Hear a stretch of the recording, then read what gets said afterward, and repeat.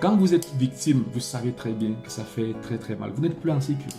Vous ne vous épanouissez plus normalement parce que justement, vous êtes dans le regard de l'autre, en fait, comme quelqu'un à faire disparaître, quelqu'un à éliminer. Comment faire maintenant pour se libérer du sentiment de jalousie? Parce qu'il nous empêche d'évoluer, il nous empêche de nous développer et de grandir. Je propose 3 choses. La première chose que je propose, c'est de reconnaître que dans la vie, nous sommes différents. Oui, l'autre n'est pas moi, je ne suis pas l'autre. Nous devons accepter cette différence qui est une différence naturelle, qui est une injustice naturelle, mais qui fait partie de la vie. Je ne vais jamais faire les mêmes choses que l'autre. Je ne vais jamais réaliser les mêmes succès, les mêmes mérites que l'autre. Je dois l'accepter. Ça, c'est la première chose pour sortir en fait du mental de la jalousie. La deuxième chose que je préconise, c'est d'apprendre à reconnaître la valeur de l'autre. Oui, il faut que nous apprenions à reconnaître la valeur de l'autre. Chacun d'entre nous a une valeur. Même moi qui peut-être jalouse quelqu'un, j'ai une valeur. Il faut que je sois capable d'apprécier, de reconnaître que l'autre, peut-être qu'il sait faire quelque chose que je ne sais pas faire. Peut-être qu'il sait, voilà, il est capable de ce dont moi je ne suis pas capable. Savoir le reconnaître et savoir le célébrer, simplement. Voilà, savoir le féliciter. Troisième chose que je préconise,